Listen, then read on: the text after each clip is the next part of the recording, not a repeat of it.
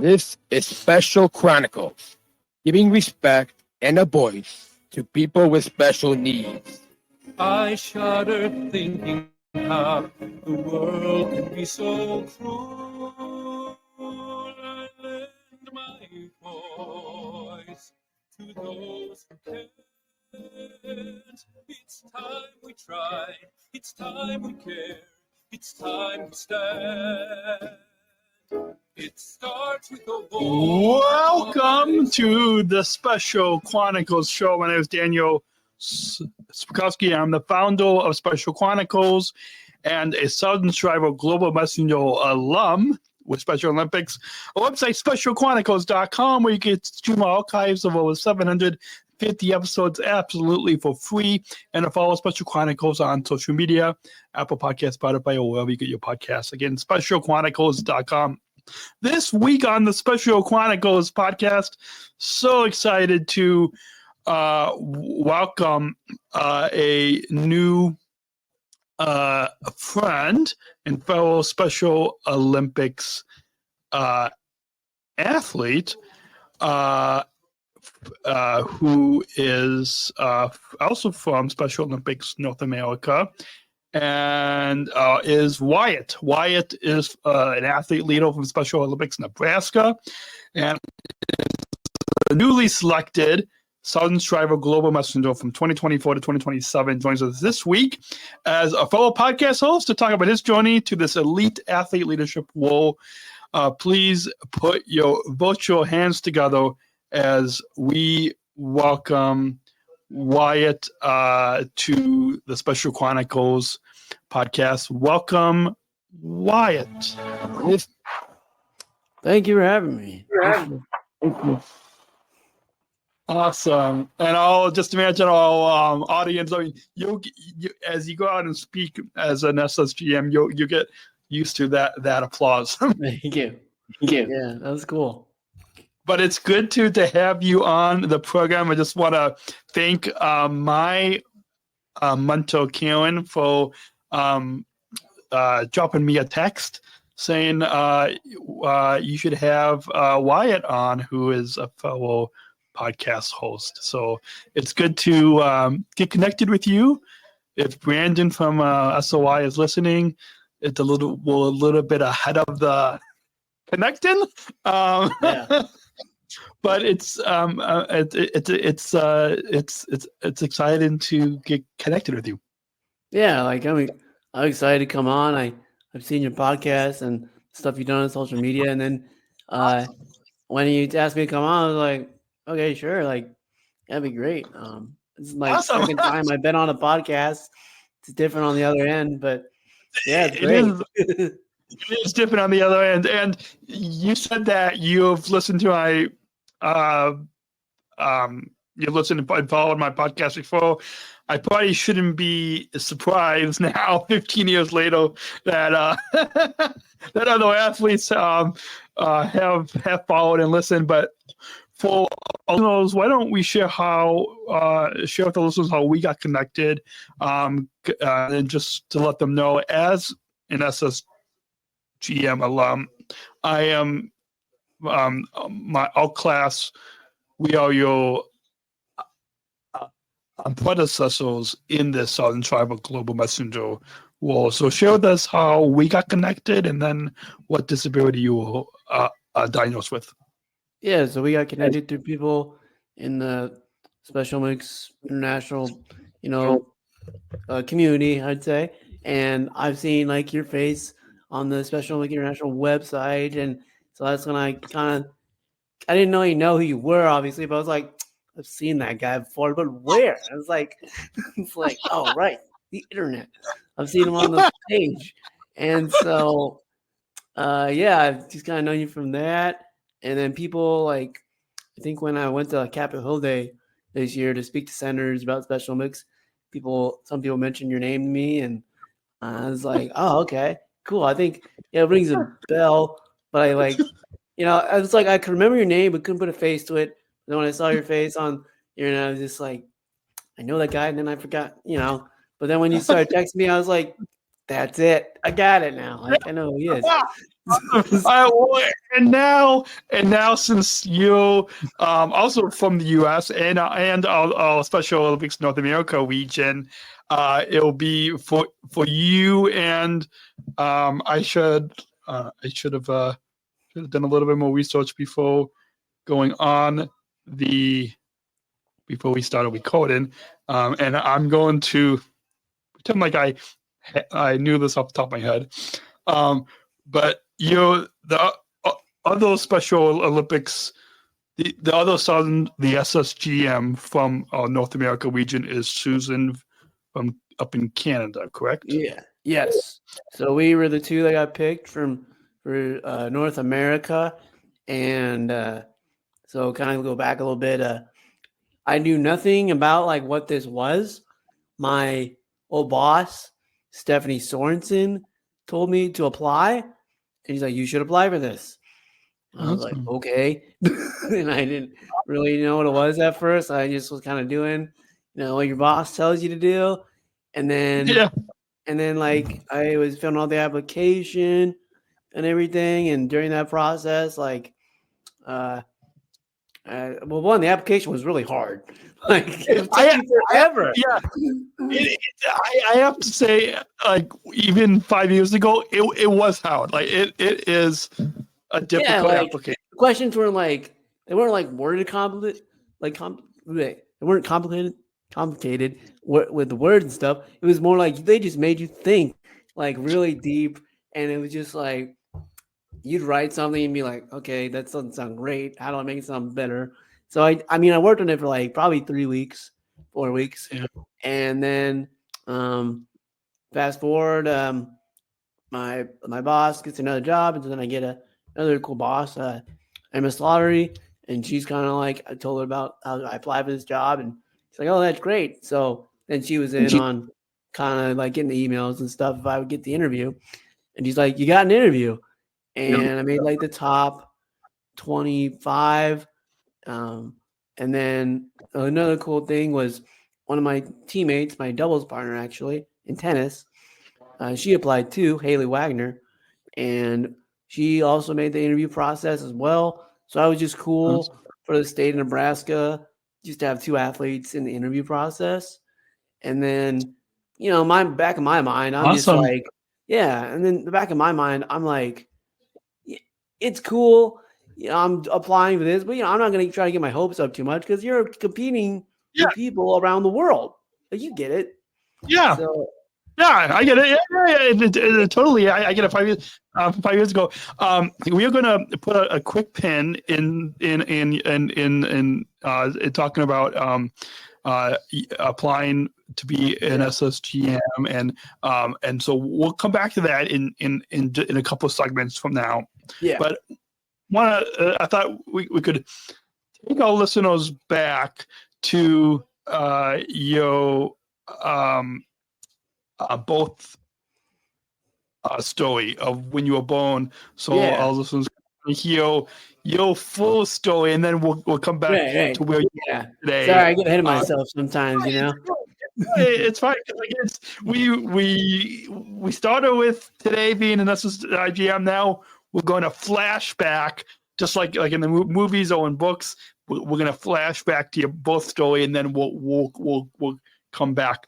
So we'll do a little flashback. If I had some cool effects, I would do that. But I don't have any cool effects. Anyways, so share with us. You were born prematurely with many health challenges. Spent 7 months in the NICU, which similarly to me, I spent, I think, 25 weeks in the NICU when I was born. And then you also, in your early life, it was full of a lot of different surgical procedures. So can you share with us and tell our listeners about your birth story, including what disability you were? Yeah. So before we get into all like the kind of trauma, the fun fact is I'm a twin. So I have a twin brother, Weston, and he did not have a disability. He did deal with some asthma when we were kids, but nothing like keeping him out of sports or anything. But when we were born, I was born 2 months, 2 months premature. I was supposed to be born May 1st. I ended up being born March 7th. And what happened, from what I can remember, what my parents tell me is, well, when I had trouble like breathing, and then when I was born, my esophagus wasn't attached to my stomach, and so I ended up having like these surgeries. It was called a T fistula, and it's like 1 in 15,000 babies get it, and I was just the one that got it, and I had those surgeries where they just created like this like wrap that would connect my esophagus to my stomach. And so I've dealt with that my entire life. I actually have like some problems with it today that aren't great, but a lot of the stuff I deal with today go back to just all these surgeries I've went through. There was times like they couldn't even like wheel me to the operating table because they would unhook me, and then I'd kind of like start to code, and they'd have to bring me back. I've been life flighted before.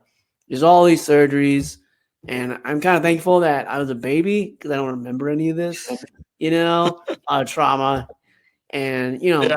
I feel bad. I feel bad for like my parents because they remember it, but yeah, just like all this stuff. I just know it from pictures, and then I have all these scars on my stomach. So I went through, yeah, and so yeah, I like them because like I think of my scars as like I don't need a permanent tattoo. I got scars, man. I know. Like, that's a perfect way to look at it, because it was the same with you. I've got a lot of scars on my stomach too. Like, who needs tattoos? Tattoos when you've got scars from when you were born? Yeah, exactly. Like we're not gonna go spend like $300 on a tattoo. I mean, our parents probably spend money for us to get these scars, but hey, we got them, and it was free for us, and it was tough, but hey, they look cool now. And yeah, so I went through that, and then just growing up, I had 2 older sisters, Michaela and Jessica. So it was like 4 of us, and then just playing sports. I was super into sports. Both my parents played college sports. My dad played baseball. My mom played tennis. And then when I was like in, I'd say like 5th grade, that's when I kind of like couldn't be involved in sports much anymore because my disability that I have is cerebral palsy. And I got that at birth. Well, a couple of days after or sometime after, because I went through all those surgeries, had a brain bleed on the left side of my brain, and then got cerebral palsy. So cerebral palsy is my disability. And then I always like struggled with sports. School was hard. I struggled at reading, even though as I got older, I tried to get better at reading. And then like, obviously, like, I go to school and work hard in school so I can play sports. Well, it's hard when your parents all of a sudden kind of pull you out of sports because it's unsafe for you to go out for the 6th grade basketball team because you get hurt. And so that was like really tough. I had like this really gut-wrenching or several gut-wrenching conversations with my dad about why I couldn't go out for sports and all that. So like for a year, I just went to the basketball gym at the YMCA and played basketball by myself, maybe play a pickup game. My brother and I would find guys to play 2-on-2 against. And I was a manager for Weston's teams, but I didn't have a team where I played on. So then I get involved in Special Olympics in 7th grade, and it's all history from there. My coach. Awesome. Oh yeah, go ahead. Awesome. Oh yeah, no, awesome. Yeah, awesome. We'll get into much more of your story with Special Olympics, but yeah, I also play basketball as well. Nice. Let's circle back, and maybe we'll have to just similarly we did with Grace, another SSGM in your class from New Zealand. We did a lot of winks at Brandon, so maybe we'll have to do a wink. Yeah. We'll we'll have to wink at Brandon that it'd be fun if we could play basketball together, or maybe even do a live podcast together. Yeah. So That'd be so maybe great. so let's just kind of drop that little hint to Brandon if you'll Yeah, Brandon, we know you're out there listening, so yes. Yeah. Brandon, if you're listening, Wyatt and I will love to play basketball together. We do a live podcast together as well. yeah. Cohen to SSGM and then the predecessor, so from the previous class. Let's now talk, as we all know, in the Special Olympics movement, it's not about our challenges, but to give some more context to our listeners, what are a few of the challenges because of your disability?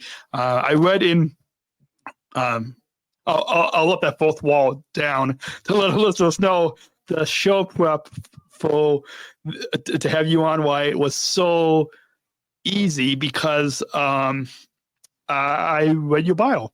And so, like I told you in the pre-show, and so you live your life with an optimistic attitude. Talk a little bit with us about the challenges because of your disability, CP, and then tell us about the moment that you were heartbroken when your dad would. I think you just previously shared with us. Yeah. Tell us about the moment when you were heartbroken when your dad sat you down in middle school and told you that you could not play organized sports because it was too risky for your health challenges with CP. Yeah. So, with CP, I struggle like really physically. Like, some of it's probably intellectually because, like I said, I struggled in school. But like physically, I'm not very strong, and I try to use everything with my left hand. My left hand does a lot of my work of what I do. My right hand, I try to like focus and like do stuff, but I can't like with my instincts, I can't just open a door. I have to like grab the knob with my right hand, tell myself like, all right, you got to turn it this way to open it, and then I kind of use my shoulder to open it too because it's just not strong enough. So it's like things like that, or like what really frustrates me on days when, I can't open like a little baggie or like, a little candy bar or something. Like it's just too hard to open because my fingers aren't that strong. And I think maybe I have some CP in my left hand, but not much because my fingers are pretty weak. And it's just like doing like the simple things like that is frustrating because you just like, I should be able to open this, but I can't. And then I wear like inserts on my feet. My right foot kind of sticks out like the opposite direction, like to the right. And then I wear like this thing called a walk aid. And what that is, it's like a cuff, and it's like got these electro pads on it, and it gives you a little shock, and it lifts your foot up because like the place on your leg where the nerves are to lift your foot up, like we're dead in there because of my CP. And so I've been wearing this cuff for like over 10 years. And so that's been really helpful. But before that, I had to wear like braces and stuff. So walking and running, you can tell I walk and run with kind of a limp. So that's tough. And because it's a physical disability, like standing for long periods of time, even playing sports, like I just get this like soreness in my legs and this like burning feeling sometimes in my feet, and it has to do with your cerebral palsy. It just it kind of affects me, like I said, physically. And so like when I do anything like physically active, so anything that's not sitting down, it just really, I can really feel it in my body. So I try to stay healthy as much as I can. That's probably stuff I do well and stuff I could do better, but just don't want to sometimes, So, but so cerebral palsy really kind of drains you. It's hard to explain. Like when I talk to people that have cerebral palsy, they get what I'm talking about, but there's this like tiredness to it. You're just tired. at the end of the day, like everyone else, but it's like a different kind of physically. Like you use like I think I read you use 10 times more energy than somebody that doesn't have cerebral palsy. So like I'd go to school as a kid, and then I'd come home and my brother and sister would go out to play, and I would just go home and watch TV because I'd be exhausted from school all day and sitting and walking around and trying to just do what kids do. And then as an adult now, going to work. I used to work in retail a lot, so the standing of it would make me like pretty tired at the end of the day. Where I'd really like if I worked 4 days a week in retail, then 3 or 2 of those days I really had to like mentally push myself to go shoe baskets or go practice tennis. And then I knew there was always one day like I physically cannot like go work out. I'm so tired from work right now. And it's just my cerebral palsy. And like now I have a nice job, which we can get into later, but it's a sit down job and I can sit down all day. So. Awesome. We'll get into that in a little bit later in the segment. And I'm sure I have a feeling, and maybe it's because we're both podcast hosts. We'll probably have to have you back on the podcast because I'm sure those other topics, even based on talking about today, that we probably could go on and on and on. But sure. If Brandon is listening, we'll have to see if he have us. We visit a lot of these topics. Or if for those of you that are listening in, if there's anything that Wyatt is talking about that you want us to do another podcast episode about, you can email, you can just drop me a note, feedback@specialchronicles.com, feedback@specialchronicles.com, or you can send us a message on Instagram or Facebook, and you can find all of our links, contact, and social media on specialchronicles.com. That's specialchronicles.com. The link will be in the description in the show notes below. I'm pointing as if the audio podcast listeners can. Yeah, just if you're listening to my voice, just look down below. Anyways, briefly before we get on to our next segment, and we'll get into much more about your story in this movement, your story in Special Olympics in the next segment. But first, I thought, as we all know, and what the challenges because of our disability is, like one of my journalism professors has said, it's the foundation of who we are as humans.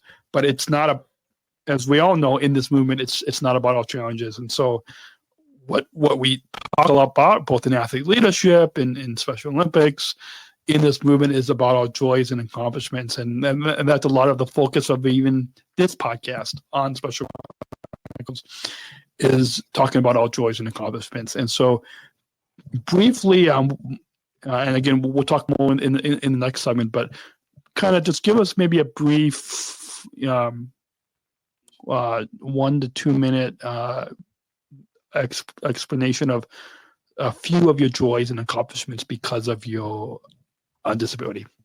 Yeah, so I love to play basketball and tennis are my two main sports. One of my two accomplishments for that is I played in 2 USA games, one for tennis, one for basketball. And what was cool about that is I realized that when you have a dream in life, sometimes it doesn't always happen at the right moment, but it happens. I worked 8 years to make it to my first USA games, and I made it for tennis. And then I worked 15 years, to make it for basketball in the next USA games, because that was the first sport I ever played in Special Olympics. So that's what I wanted to go to the USA games the most. And so just to like do that, to be able to play both at the USA Games was pretty cool. I won a gold medal in doubles with Haley, my doubles partner. And then with basketball, I got to play unified. And one of my unified partners was my twin brother, Weston. So just 2 great experiences. So those are my main 2. And then awesome. Yeah. Awesome. I've got so many questions about the USA Games, but we're going to get to that after this first break right here on SpecialChronicles.com. So we'll continue our conversation with Wyatt after this first break right here on SpecialChronicles.com. Support for Special Chronicles comes from listeners like you. If you would like to help us operate our studio and keep the lights on, continue our mission of giving respect and voice to those of us with disabilities, and you can support these weekly, candid, and honest, and empowering conversations within our disability community. You can support this podcast with a monthly or one-time gift of things today. SpecialChronicles.com/give. That's SpecialChronicles.com/give. And now, as I fade that down, back to a conversation with Wyatt. Wyatt, welcome back. And I tried to fade that.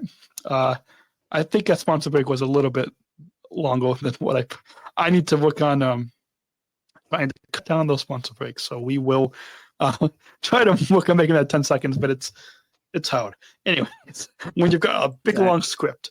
Exactly. With that, in the previous segment, you had just talked about competing at the USA Games, and we'll come back to that because I have so many questions about that I'm sure even our listeners might have some of the same questions. And again, if you guys are listening and anything that Wyatt as you share your story, Wyatt, if any of you are listening have any questions, if you're watching on YouTube, if you're listening on Spotify, there's a comment box, I believe. You can leave your comments on Spotify. Or you can email feedback@specialchronicles.com, and people just go to this episode on Spotify and leave your comments, and we would love to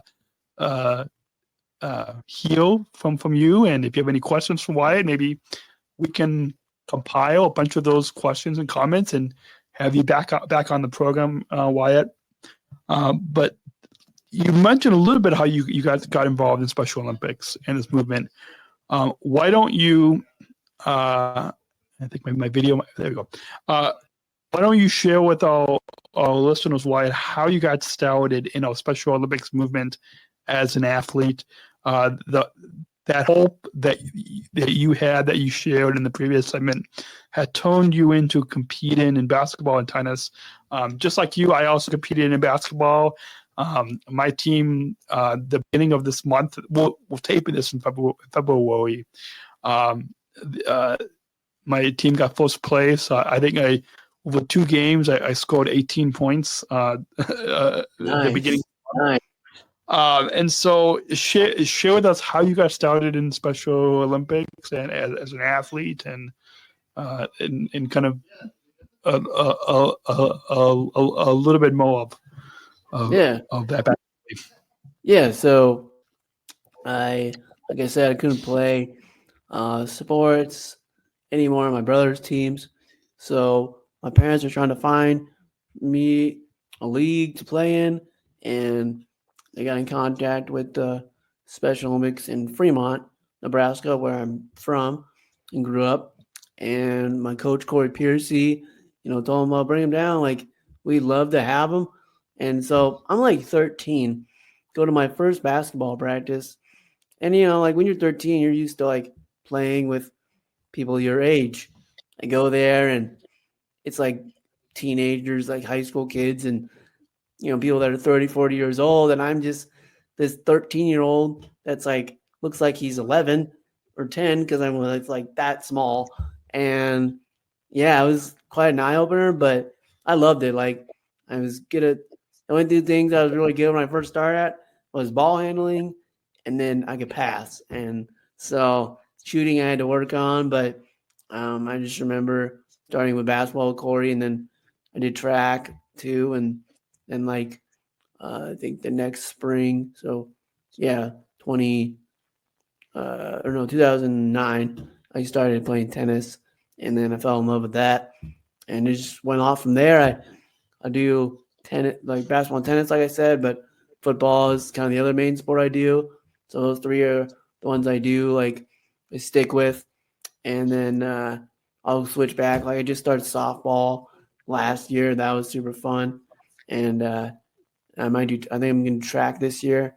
So yeah, I just started with Fremont, played with them for 15 years. It's a great experience. And then when I got to college age, that's when we started playing unified, having a unified team instead of playing traditional. And that's when my brother started playing. And my brother was actually my coach in high school when we had a traditional team.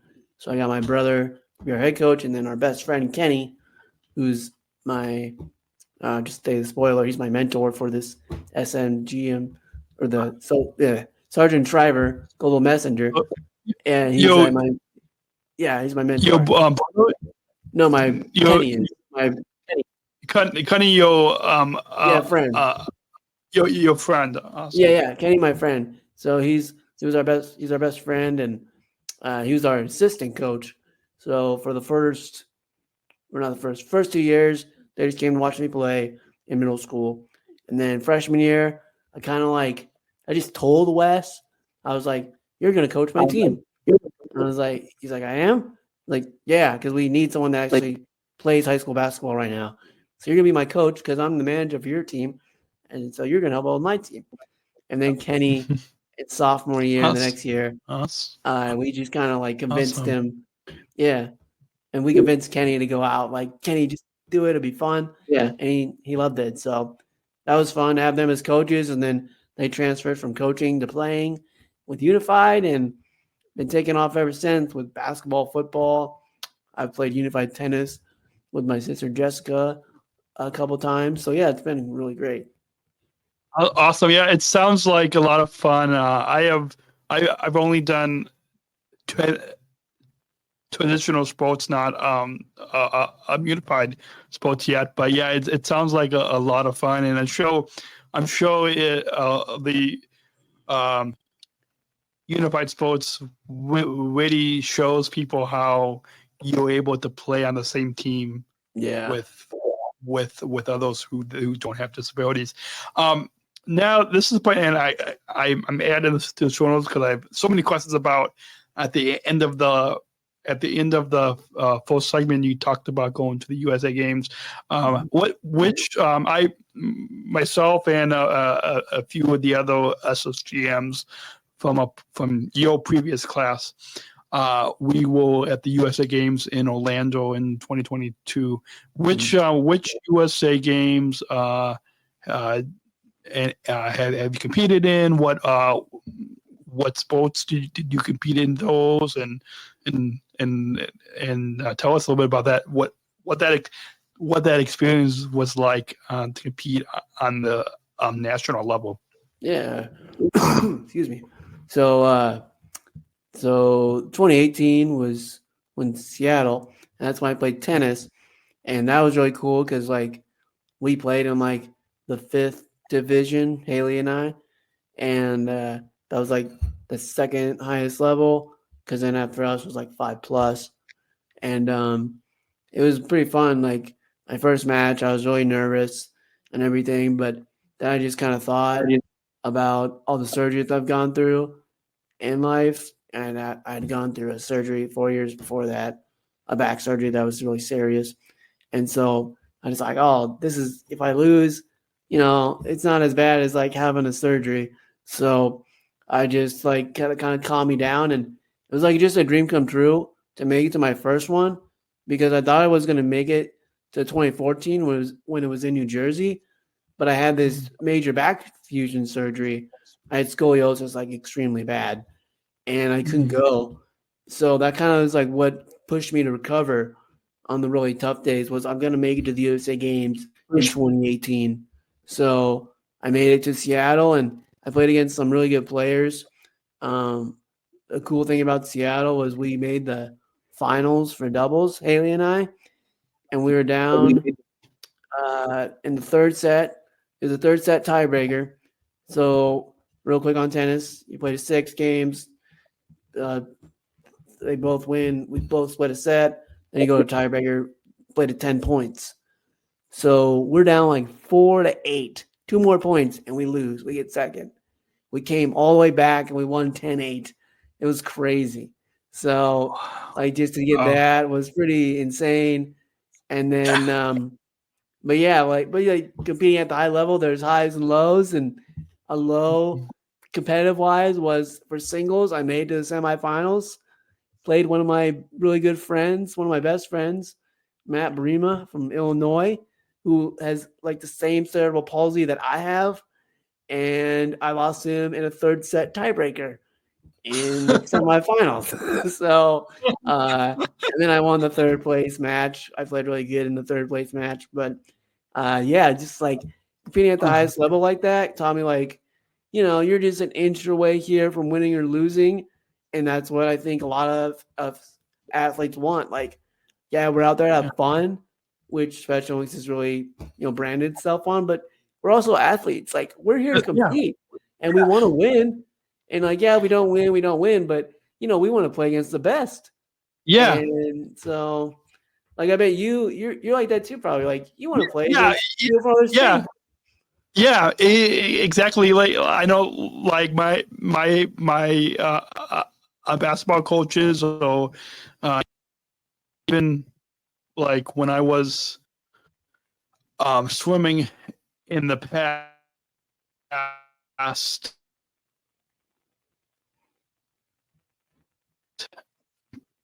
hopefully not forcing that much. What I'm trying, there we go. Okay. Yep. We're back. So what I was saying was, like my basketball coaches say that, yes, it's having fun, but like what you're saying, we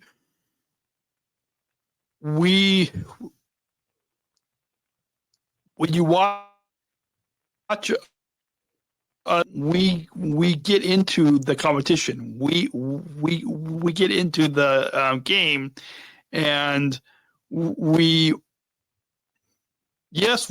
having fun, but like we're competitive. We're competitive. Like people like it gets heated, but it doesn't get heated to like a bad point. It's just like you're just playing intensely. It's like, oh, someone falls down on a basketball drive, or guys are fighting over a loose ball. It's just like, because we're athletes, just like high school or college athletes. Like, or even the professional athletes as well. We're competitive. Yes, we have fun. Yes, there's the athlete oath, let me win, but if I cannot win, let me be brave in the attempt. Yes, there's that. But there's also the competitive side. It's and I think even Tim Shriver talks about this, that some people might, when they hear that we're Special Olympics athletes, they went, oh, there's that cute thing that's going on, but it's not that. It's like what you just said. It's like what I just said. I'm sure many of the millions and millions of Special Olympics athletes across the globe will probably agree with us that it's this movement, this competition that we play throughout the whole year. It's not this cute thing. It's this. It's a actual sports thing. Sports thing.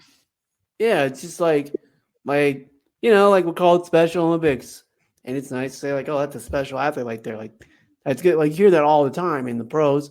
Oh, that guy's special. He's really good. But like with us, I think people sometimes overuse it, and it's like they think of us as special as like it's cute, but it's like no, like we're actually like good athletes, and I think we need to start saying this like we're capable. We're capable athletes. We can do a lot in and outside of sports. And I think people think like we're just your local fun, cute YMCA sports, and that's not true at all. Like people like don't understand. Like no, like we actually train. We train for our sports all year round, no matter how many we play. Like we're not like your 40-year-old guys just like sitting on the couch. I'm gonna go play in my pickup basketball league for the week, and that's it. Like no, like I'm doing drills like in the 95-degree heat Nebraska weather in the summertime for tennis, so I can get ready to compete at this tournament I go to in January, where it's the top 30 tennis players in the United States get invited, called the Experience. I'm training for that. Basketball, I have my state or regional basketball tournament this Saturday, and I've been training for that ever since the season ended last year. So from April to whenever our regional tournament is, like I'm training for that all year round. So I think people just need to see us as like not just these people with disabilities. We're just athletes, you know? Yeah. We're just athletes. Yeah. And it's like the first Special Olympics Unified Cup that took place in 2018 in Chicago. My mom and I were there. We were up in the on press box, and she even said, and same when you competed and when I competed, she said like, this looks just like, so like, and for those of you that are wondering what the Unified Cup is, if you say football, we mean soccer for our international audience. But like, for example, the Unified Cup, whether it's the one that took place in Chicago, the first one in Chicago, or the one that took place a couple of years ago in Detroit,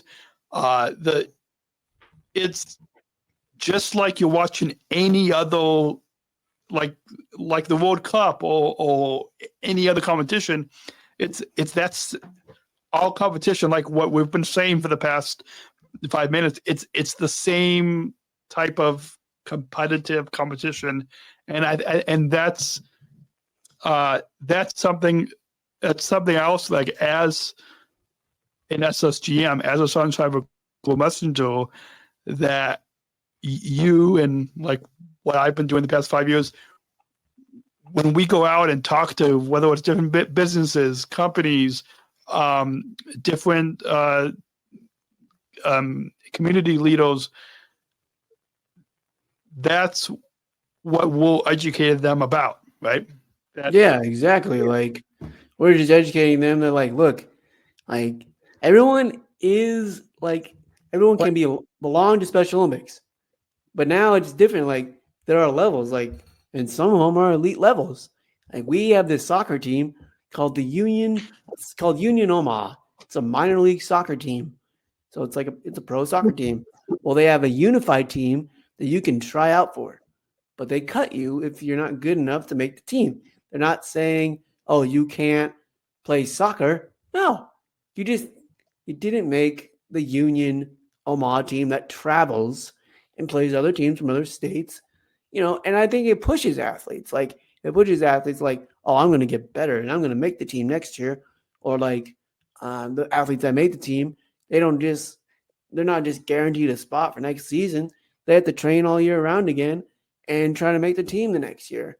And I think it's great they're having stuff like that, because like I think that we got to show like there are a lot of us athletes that no, we want to like be at the top, compete with the best of the best, just like you would in high school, college, pros.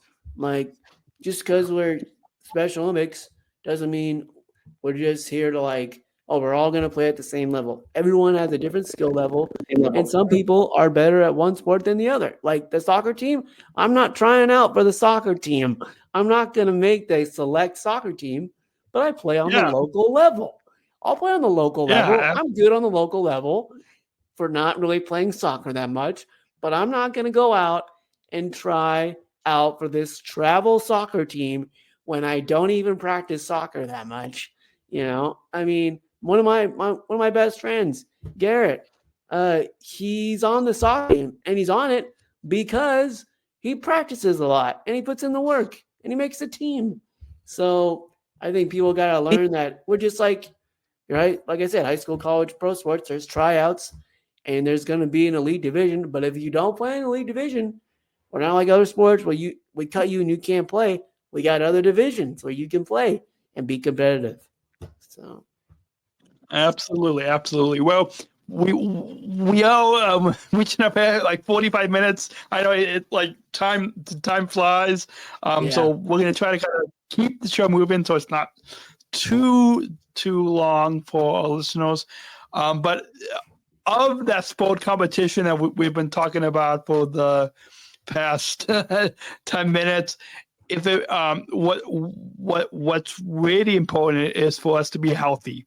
And I was trying to find some way to transition this topic, but it's important as for what our listeners, what you know, and any other health messenger knows, is that Special Olympics is the world's largest health program for people with intellectual disabilities, and so we'll try to keep some of this a little bit brief, but. What you told me in the pre-show is similarly. This is another thing that will similar about is both becoming health messengers, and you took your first one virtually on Zoom, which just like me a few years ago, I took my first health messenger training virtually on Zoom, and then just recently.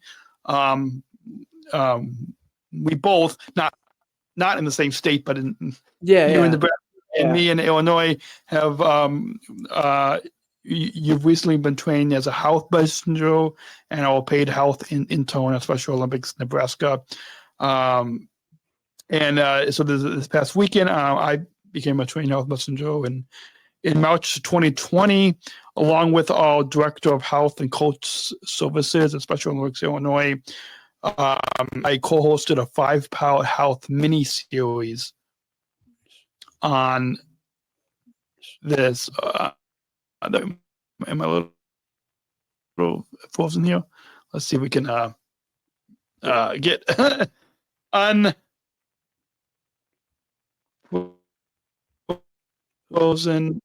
There we go. Let's see. There we go. Okay. Back. Yep. So. What I was saying was that in March of 2020, when the COVID-19 pandemic started, I co-hosted a 5-part health mini-series on this podcast. And so turning it back to you now, why did you want to become a health messenger and a paid health intern? And tell us about this experience. So the one, like the health messenger that just kind of asked me, I honestly, sometimes I don't go out looking for these great opportunities Special Olympics offers me. They just kind of ask me if I want to do it. And I'm like, I'm not going to say no. I mean, they give me great opportunities. So then they asked me, you want to do it? And I was like, yeah, sure. I mean, it's during the pandemic, so it was something to do and would be interesting. And then I did another one in person with people from Nebraska. And then I thought it was important for me to do it because I have all these health problems. I just want to say this real quick. ICP has nothing, my cerebral palsy has nothing to do with my health problems. I could have gotten cerebral palsy and not had health problems. But like I said, because my esophagus thing, I have a bunch of health problems. So just two different things that I deal with. But because of my health problems, I feel I have to try to stay healthy. Just the play sports are just for my everyday life. So I thought if I could use what I experienced to help somebody else in Special Olympics and outside of the Special Olympics be more healthy, just so they could play sports or just live a more healthier lifestyle, then if my voice can help, then why not? Just speak up, and hopefully my experiences, good and bad, with my medical conditions has motivated someone to want to stay healthy or to get more healthier or to train at their sports, because like we do healthy athletes at our summer games, and that's such a big thing, and it's a great thing because it's just doctor's appointments that are free that can help us, like either get glasses or get good dental, or just like with our motor skills, like is there anything ever wrong? I've heard several stories of athletes going to healthy athletes and like they didn't even know they had some foot problem or needed glasses or there's something that's just not right. And they would have never known that if they wouldn't have gone to healthy athletes. And I just think that's a huge blessing to have that just in all states. Like our big one is at our spring games in May. So if any Nebraska athletes are listening, go to healthy athletes in May. We'll get out the date here soon, but even just any special athletes that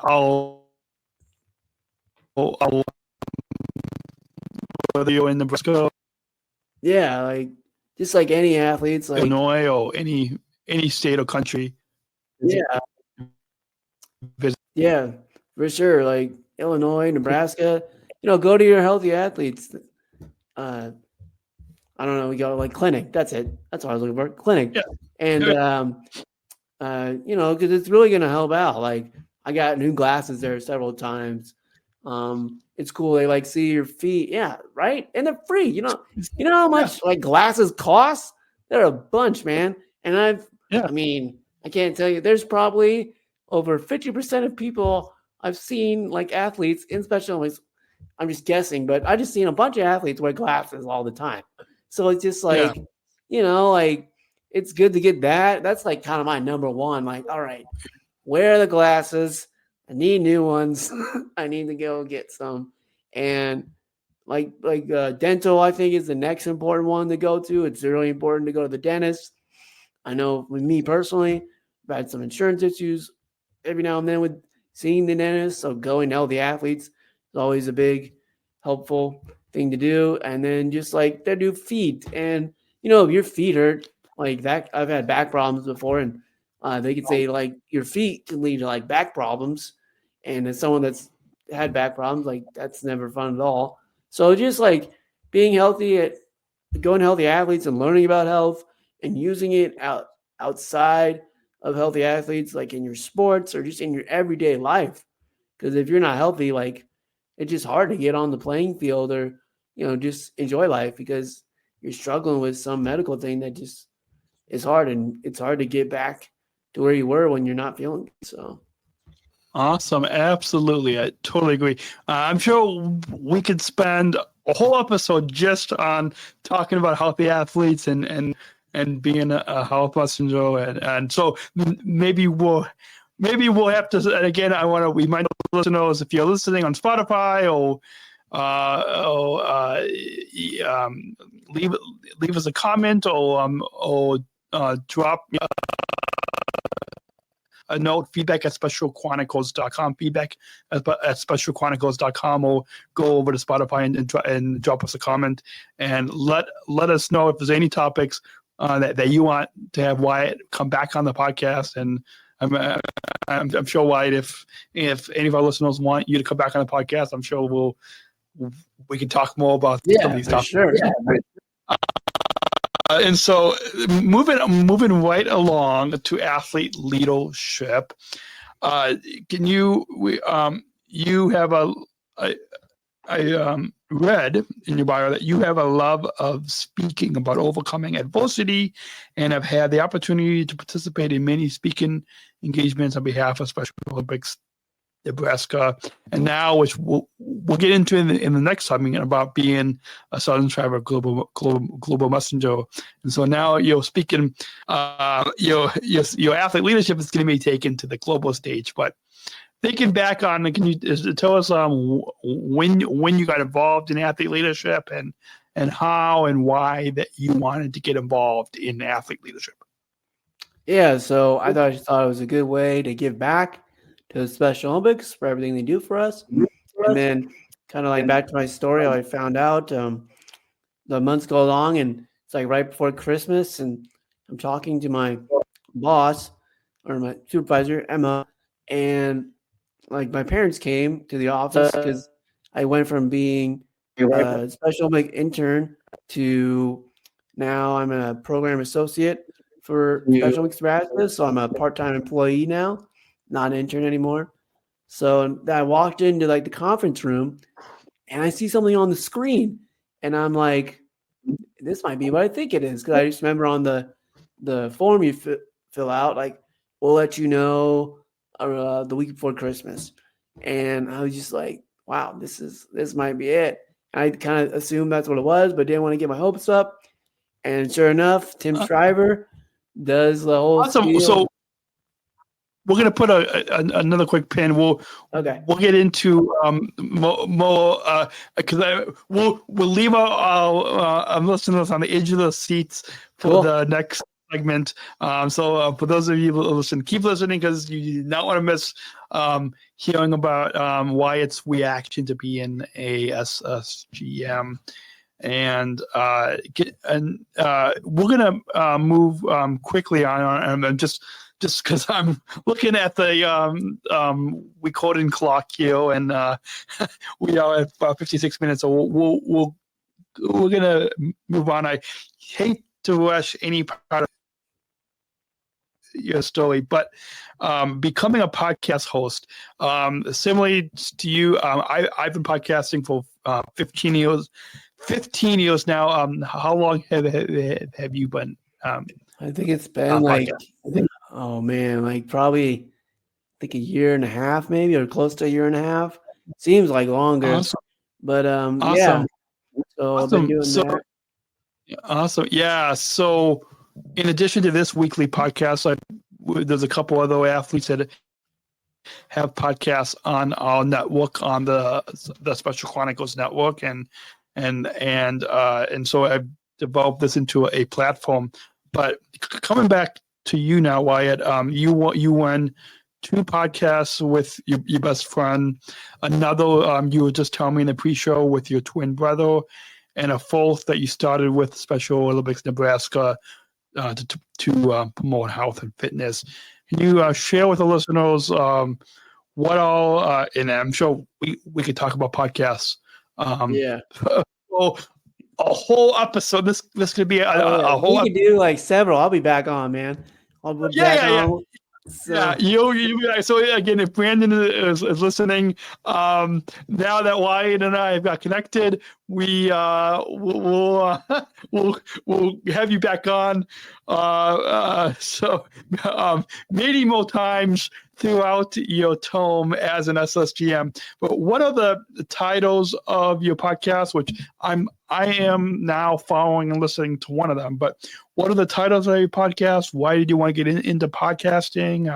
How has podcasting helped you in athlete leadership? And yeah. So I got into podcasting because I thought it could help me like show people what I was capable of, like getting a job, which worked. Now I work for Special Olympics.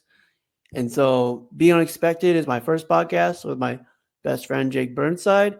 Then the Special Olympic one I do for work, it's called Brave in the Attempt, where it's about health and just athletes and coaches. And then my one with my brother is just called the Spalding Brothers Show. And that's just talk with my brother about stuff we did growing up and what it was like for me with a disability growing up. So, it's kind of didn't think I'd run 3 podcasts, but it's been fun. And the one with my brother kind of came up out of the blue. I wish he would have told me he wanted to do it like a year and a half ago, but I think Jake was the better. I'm glad I did it with Jake first because he was more reliable on helping me, and it's gone really well with Jake. So, my brother one was just like, really? Like, now you're telling me after I'm running like 2? It's like, yeah, come on, man. It's like, all right. So, running 3, and I'll come back on. We get more into that another day, but it's been great. Yeah. Awesome. Yeah. So we'll definitely have to have you back on, and we can definitely talk more about some more of the podcasts that you've done. What have you seen has been the impact of the 3 different podcasts that you have that you are hosting and co-hosting? What have you seen as the impact on the listeners? Yeah, so I think just making an impact, like it had an impact on someone's life. Like people always think about making an impact. You need to impact, 1,000 people. Like this SSGM, like I don't know, I haven't done it yet, but I hope I get to speak to 1,000 people someday with this SSGM. But if you can impact one person, that's all you need to is you could impact one person's life, and then they could impact one, and then they impact one just is down the chain. And like the one, I'll just go on the one I do with my friend Jake. We interview people from our hometown that made an impact on us or that made an impact in the community. And yeah, we have some famous people on there, some Nebraska football players and stuff like that. But I think it doesn't matter if somebody famous or just some local coach trying to make an impact in his players' lives. I think as long as you can make an impact on someone, because everyone's doing something great out there. You just don't know it because everyone's trying to do their own thing to, get where they want to be at in life. And so just like making that small impact, because you see their excitement when you ask them to come on, is like all I need to see is like, oh, I'm doing the right thing by doing these podcasts. And then real quick, just a health thing, trying to get people more educated about Special Olympics, just like you do with your podcast, obviously. So, And then my brother one, real quick, that's for fun. And we kind of talk about some serious stuff, and people are some reason fascinated by twins or what we have to say. I don't know, but it just is fun doing your twin. So, yeah.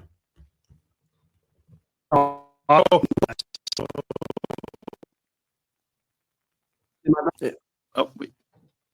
yeah. Oh, look, there we go. Back. There we go. You were saying? Yeah, just fun doing your twin, and I think like with my twin interviewing me, he can get stuff out of me that I didn't even know like I was thinking about, or something I say that I guess he says is really impactful. So that's kind of like really cool to see. So I think just in all the 3 podcasts, make an impact on people's lives, even whether it's a big stage or a small stage, it's still an impact, and hopefully a positive impact. And then it's really helped me just boost my confidence in speaking, obviously, and getting to know people, good connections. And it definitely worked what I wanted.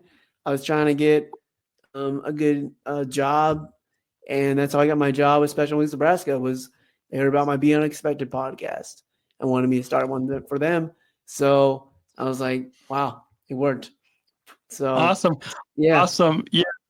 It's amazing the opportunities that can come from the podcast. Like, for example, like becoming an SSGM, even though yes, the application was difficult, but I think a big part of the podcasting over the years that I have done helped me to even become an SSGM, or even to be selected to be one of the Special Olympics athletes to work at United Airlines. So it's amazing, like the opportunities the podcasts have come. Where can our listeners follow and listen to your podcast? I'm sure wherever our listeners are listening to the Special Chronicles podcast, this podcast, they can find your podcast as well. Yeah, so just Apple Podcasts. So the Be Unexpected, Brave the Attempt, the Spalding Brothers show. It's on Apple Podcasts and Spotify. Be Unexpected, we have a YouTube channel. It's just at Be Unexpected YouTube channel. And then the Brave the Attempt one, it's on the Special Olympics Nebraska YouTube channel. So it's Sony Nebraska. And then my one with my brother is just on my personal YouTube channel, Life with Wyatt Spalding. So I'll just say again, Be Unexpected YouTube channel, and then Special Olympics Nebraska, just type in Special Olympics Nebraska YouTube channel, and then the My one with my brother is just my personal life with Wyatt Spalding. So, yeah, and then like, yeah, mostly like I said, just the normal platforms. So Awesome. So you'll have to off air. You'll have to send me links to yeah, your podcast and the YouTube channels. So I'll make sure. So wherever you're listening, if you guys are listening and you don't have time to write this all down, we'll make sure to put links in the show notes for this episode of the Special Chronicles podcast with Wyatt. So just look down wherever you're listening. Again, if you are driving or walking, don't look down now, but like look down when it's safe to look down. I have to say that. So hopefully, if all listeners are driving or whatever, we want you to be safe. With that. The Special Olympics Nebraska Hall of Fame. So in 2023, so last year, you were inducted into the Special Olympics Nebraska Hall of Fame. Can you tell us about this experience and your initial thoughts of getting this honor? yeah. So that's probably one of the people don't really know this, but that was probably one of the top moments of just my special career, getting into the Hall of Fame. One, I didn't even know there was a Hall of Fame. I found out like probably 2 or 3 weeks before I got selected from a meeting I was in at work. And so I was like, man, when I'm like 40 some years old, I hope I make it. And then just to make it this last year in 2023 was awesome. It was kind of funny. I actually didn't get to accept it because I got sick. And my siblings were like, well, that's kind of perfect because that's your adversity you've overcome. You've been sick all the time and yet had to come back and train and get back into shape and play special sports. So I still got the plaque when I got it and my work gave it to me at my job. It was really cool. And then I got to go into the Hall of Fame with one of my best friends, Haley Wagner, who is my doubles partner. She went into the Hall of Fame as well at the same time. So, and then just real quick, I think the real special thing that made it cool was that it said Fremont Special Olympics because I played with them for 15 years and they're what got me started. So it was really cool to have my hometown on there on that plaque. Awesome. And moving right along to hobbies outside of Special Olympics and podcasting. You from your bio, it's not that I'm psychic, but I've read your bio.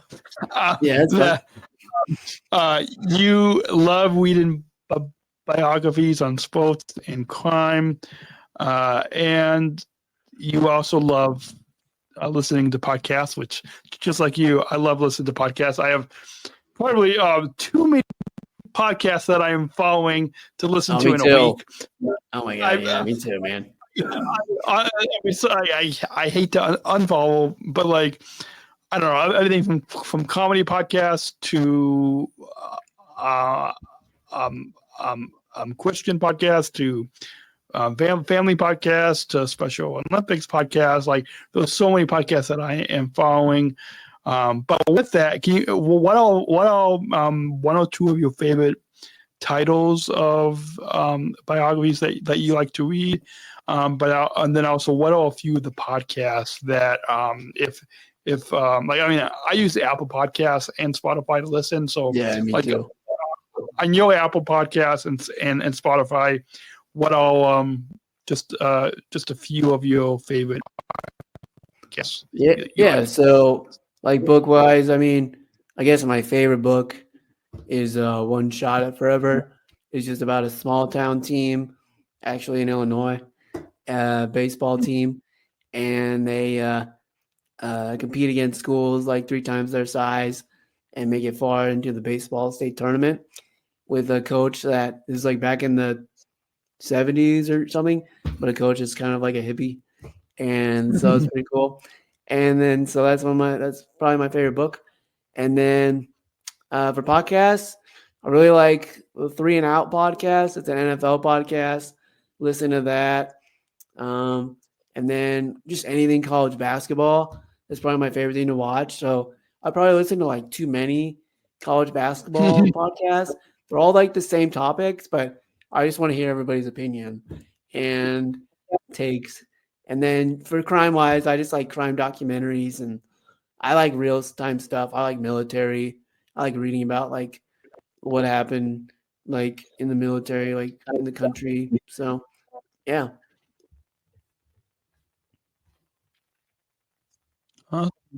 Awesome. Well, we have 10 minutes over the hour. We're gonna take a quick break here, and we'll come back with our final two segments that we'll try to make quick, which we hate to went long. Listen, you guys can pause and come back to this and listen to this at any time. This episode, Special Chronicles, is also brought to you by ComEd, the ComEd Energy Force Ambassador Program, which is the country's first energy and solar efficiency education program designed for and taught by people with disabilities. You can learn more at specialchronicles.com/ComEd. That's specialchronicles.com/ComEd. And Special Chronicles is also brought to you by United Airlines Bridge Business Resource Group. Bridge is committed to being an ally for all employees and customers with disabilities. Bridge is keeping accessibility needs in mind and keeping key organizations to empower disability inclusion for employment and travel. Bridge connecting people of our abilities. You can book your travel today on United.com or on the award-winning United app. You can learn more at specialchronicles.com/United. Specialchronicles.com/United. And with that, as we fade that down, I tried to have that be abruptly, and this is the point of the episode. We left our listeners on the edge of their seats earlier on in this episode, but right now we're going to get your live reaction, Wyatt, to the announcement of becoming a Sargent Shriver Global Passenger from 2024 to 2027, right here.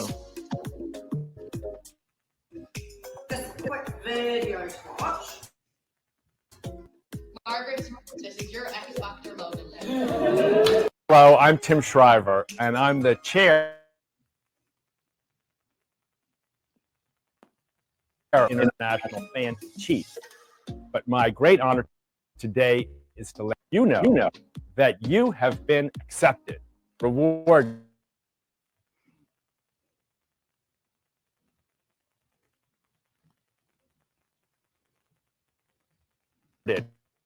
Welcome. Congratulations. Congratulations. You have won this award distinction because of your work, because of your determination, because of the power of your voice, because of the example you've set for other people who have joined together to say, we believe in you. And now, in this role, perhaps one of the most difficult but most important roles in the entire special movement, I welcome you and I encourage you to find and define the goals that you have that can superpower the inclusion revolution. We know you have it in you. That's why you were chosen. But we also know that you have even more in you than you've yet to give. My dad, Sergeant Shriver, for whom this program is named, traveled all the world because he had one central belief, that the Special Olympics movement could change the world. You are now the holders of his legacy and of the passions and hopes of all of us. You now are invited to travel all over the world and let them know that the power of inclusion, the power of grit and determination, the power of openness and trust and belief in the goodness and dignity of every person, these values, especially in the movement, can change the world. You are Now, Sergeant Shriver, Global Message. Thank you for all you've done that got you here. Welcome to this extraordinary, powerful community of fellow athletes. And I now get ready to stand back and watch as you change the world. Congratulations. And there was your fellow Southern Tribal Global Messenger. And we are going to try to come back here, Wyatt. Wow, that was quite a reaction to Tim, our chairman of Special Olympics International, and as Tim says, our fan in chief, explained a little bit what a Southern Tribal Global Messenger is, and for any of our listeners, long-term listeners, at least for the past 5 years, have heard from me and my experience of being in SSGM. But for you, right before we get to you, I want to share with our listeners that a Southern Tribal Global Messenger is. For 20 years, Special Olympics Athlete Leaders have served in a select role, an elite role, titled Southern Tribal Global Messenger. These spokespeople for the movement lead the campaign for a more inclusive role for people with intellectual disabilities. Through their participation and leadership at global, regional, and local events, both internal and external to the Special Olympics movement, they challenge the mindsets of political leaders, policymakers, educators, employers, and society. And now, Wyatt, as our listeners just saw that reaction video of you and your class of SSGMs, share with us again, what was your reaction? You teased our listeners a little bit earlier on in the episode. Yeah. So back to when I'm walking in the room, I see it, I sit down, and they say, "Congrats on your, being an employee of Special Olympics Nebraska. You're not an intern anymore. You're an employee." So I'm like, great. And I kind of knew, like I said, I kind of knew what it was, but I didn't want to get my hopes up. So the video runs. My parents were more shocked than I was. And they just could not believe it. They thought it was just some holiday thing. Tim Shriver saying happy holidays. And I was just as he was going through, my parents were in shock. And I was just like, wow, I did it. I made the Sergeant Shriver top 10, and I'm going to have this amazing experience. And I was just trying to soak it all in. When my parents were shocked, I was just trying to soak in the moment. And it was just really cool that I got picked, because when I started the process, I was like, there's no way. You're competing with people around the world. I know I'm good, but it's people around the world. There's so many people to pick. So it was cool. Absolutely.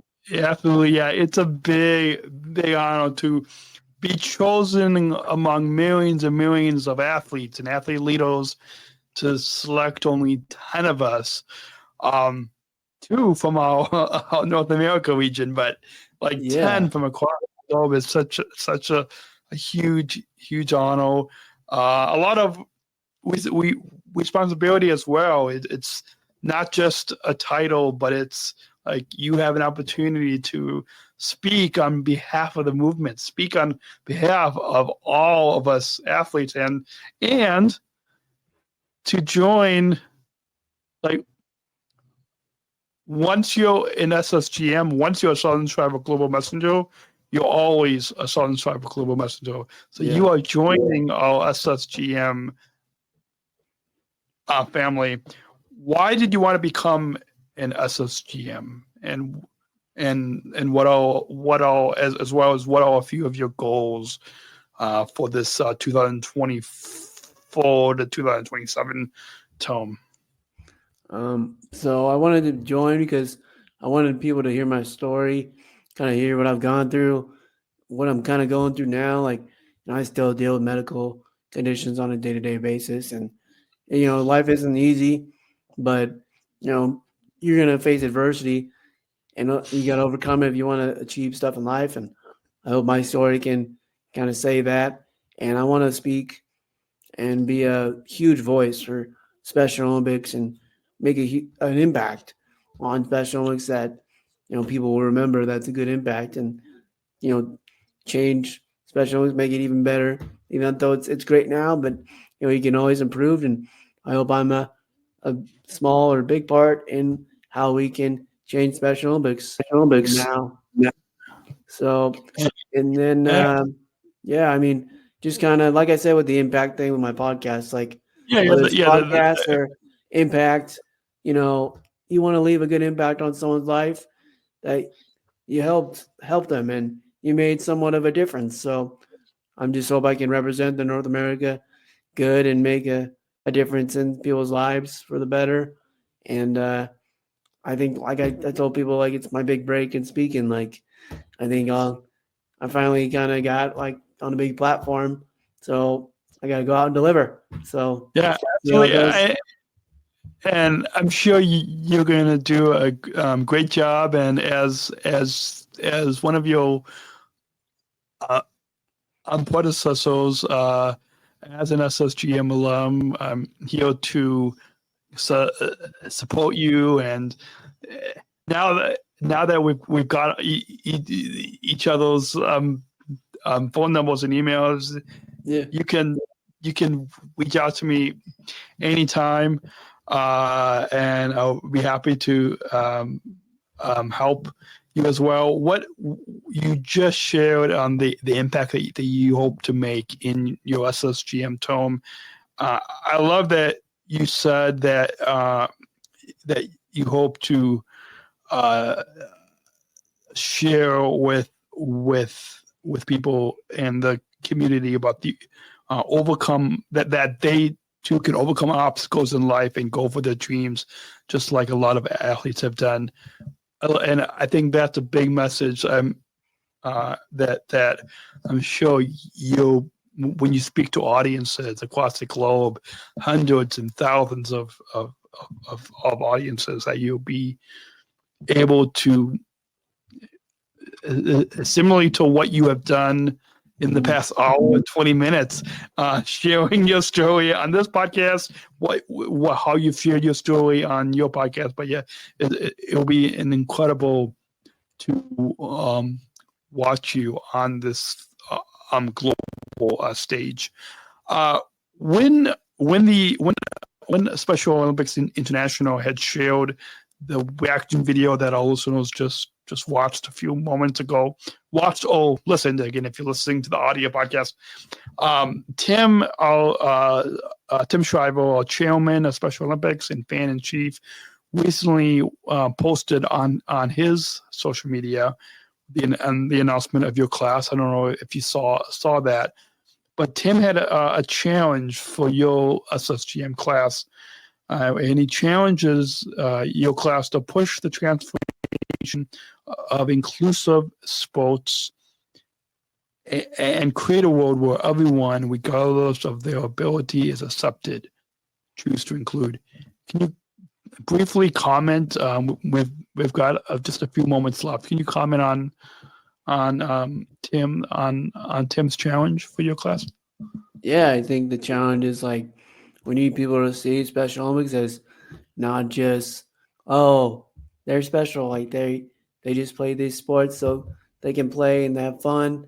But we want them seeing like, oh, it's Special Olympics.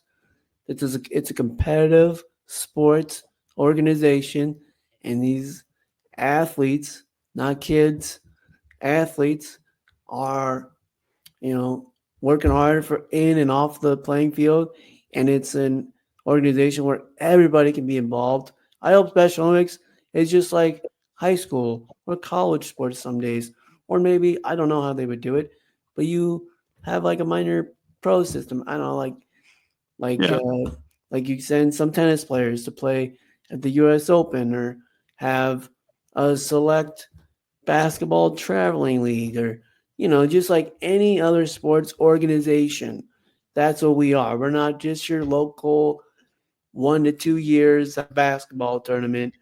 We're a national international brand, and we're just like any other sports brand that is trying to better athletes, coaches, fans, volunteers. And the big thing about us is we include everybody. Everyone's invited. So I hope people just see us and give us respect on what we do, and just show us this respect that we give everyone else. And I can't wait to see it grow. Like, I really do think one day unified sports will just be another high school sport you sign up for. And that's what I Awesome. hope to make it do. Absolutely. Well, we've got 5 minutes left. We're going to try not to go over this the hour and 30 minutes. I guess we've already got 25 minutes over the hour. So can you share with us social media plugs and have you mentioned your podcast, where people can follow and listen, all 4 of your podcasts. But also, I'm sure our listeners are going to want to follow your SSGM journey on social media. So how can our listeners follow your SSGM journey? Instagram, Facebook, YouTube? So Instagram, Facebook, my YouTube channel, Life with Wyatt Spalding. I'll be posting a lot on that, as Kenny and I, Kenny's my mentor, like I said, travel throughout the country and the world. And then like my Instagram handle, just Wyatt Spalding, Wyatt Spalding 1. And then my podcast, Be Unexpected 100. You can follow the podcast there. The Sony Nebraska, Special Chronicles Nebraska, Instagram and Facebook page, so Sony Nebraska. And then it's just called the Spalding Brothers. That's my podcast I do with my brother. So those are my social media handles. And just like I said, the main one with the SSGM is my Live with Wyatt Spalding YouTube channel. I'll be posting a lot of stuff on there with what Kenny and I will be doing. I'm going to try to film a lot of stuff, from waiting for our plane to who knows what we'll be doing, traveling the globe. So Kenny and I, and I'll probably label them Kenny and Wyatt do, whatever we're doing. So. Awesome. Well, speaking of that, when what I did was I kept a newsletter called Daniel's SSGM journal, and I had people. So I had my friends and family and people across the country and across the globe could enter their email and subscribe to my update. So similarly to what you're going to be doing with your YouTube channel. So if you can send me a link to your YouTube channel, I'll make sure for those of you listening, put that in the show notes so you all can subscribe to Wyatt's YouTube channel and keep updated with and follow his journey and his adventures. With that, before we get to the final question, it's been a blast the past hour and a half having you on the Special Chronicles podcast. I'm sure this won't be the last time. I'm sure you'll be a 2-time, 3-time, 4-time, 5-time guest. We're gonna do a lot together. We're gonna work a lot together. So yes, we're gonna definitely work a lot together. So again, if Brandon is listening in, we come on, Brandon. Come on, Brandon. Yeah. Get the hint. Yeah, you get the hint. You get the hint. With that, I'm sure Brandon won't be surprised. But anyways, with that, do you have, before we get to the final question, do you have any final thoughts on your overall time here today on the Special Chronicles podcast? Yeah, I think you've done a great job. It's very organized, and you take some organization skills from you for sure, and just in life in general. And I hope to my podcast will grow as much as yours has in the past 15 years you've done it. And I just that's awesome. You've been doing it 15 years. And now that we're both in the podcast world, I definitely want to work together more. I think we could have some great shows on my podcast, your podcast, and or just combine something and do it together. So yeah, absolutely. We'll definitely have to talk off air and either have a crossover episode, or even even down the road, even because like we've been talking for the past hour and a half, maybe even like I'm starting a SSGM.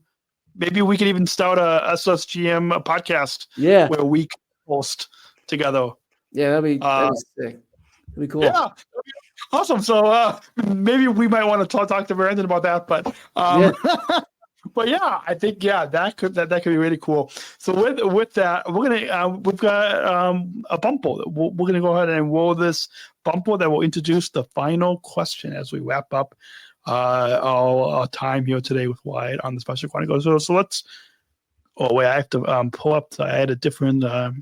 So many audio clips here. I'll make sure to play the white clip, but let's go ahead and roll that bumper. We're not just athletes. We are the ambassadors of an uprising. Peaceful protesters. In a rebellion against anyone who has a fear of difference. Difference. Our demands are equality. Dignity. And the recognition of our Shared humanity. We will not stop. or accept anything less. Today, our world is More divided than ever. And coming together has never been more urgent. The revolution. It's inclusion. Find out more at jointherevolution.org. Ever since I attended the 2019 Special Olympics World Games in Abu Dhabi 5 years ago, I've been asking all of our guests one final question. And as you know, from participating in Unified Sports and being involved in this movement, and like what our chairman Tim Shriver talks about as well, inclusion and inclusion revolution is a big part of this movement, and it's important. Inclusion is also important with the podcast that you do, and the podcast that I do as well. So we'll conclude. I think that this final question should leave our listeners with something to not just listen to your story, but to take into their own lives, take into their own communities, and learn from hearing your story. And so, with that, what does inclusion mean to you? So inclusion means to me is you give everybody a chance, give them a shot. Doesn't matter what they look like, how big they are, how tall they are, where they come from. Give everybody a chance, because you don't know what everybody's capable of until you see it. And I think that is what inclusion means to me, is seeing what everybody's capable of, because everybody's capable of something. Absolutely. Well, that's a perfect way to wrap up this episode. I want to remind all of you listening in to support our Special Chronicles 2024 giving campaign. At Special Chronicles, this podcast and this podcasting platform on specialchronicles.com. We're trying to raise $15,000 to operate our studio, keep this microphone on, keep the technology plugged in, the lights on, our website hosted, podcast hosting, video hosting. All that is free for you to listen and watch, but it costs us money each month. So go to specialchronicles.com/give. That's specialchronicles.com and click on Give Now to support those podcasts with a monthly or one-time gift. And you can you can shop our merch store. We have merchandise. I'm not wearing it today, but Wyatt, and for all of you listening, if you go to specialchronicles.com/shop, the 60% of the profits, that's 60% of the profits will go back to support Special Chronicles. We have t-shirts, hoodies, coffee mugs, candles. Yeah, who would have known candles? But go to specialchronicles.com, click on shop, and you can shop our merchandise store, our Disabled Voices Matter line of merch. And with that, keep following the Special Chronicles podcast. New episodes drop every Monday. So go ahead, if you're not following yet already, go tap that follow button on Apple Podcasts, Spotify, subscribe to our YouTube channel, our newsletter, follow us on social media. You can find all those links on specialchronicles.com, as well as the stream, our archives, our this weekly podcast, the Georgia and Daniel Show podcast I do co-host with my girlfriend, and all original series. You can find all of that at specialchronicles.com. Click on listen, or click on watch if you would rather watch, if that's more of your thing. with that, thank you again, Wyatt. It has been a joy having you on. I'm sure we will be in touch. But both SSGM related stuff, but also podcasting as well.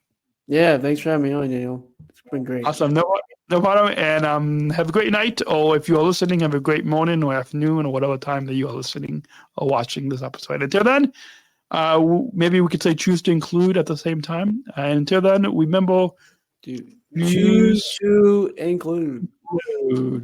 Yep, that was okay. Thank you for listening to this episode of the Special Chronicles Podcast. Our podcast was produced by Daniel Smrokowski on the Special Chronicles Network. Follow Special Chronicles on Instagram, Facebook, Twitter, LinkedIn, and YouTube. Subscribe, rate, and review Special Chronicles on Apple Podcasts, Spotify, or wherever you listen to podcasts. Our website, specialchronicles.com, where you can stream our archives of over 500 episodes for free.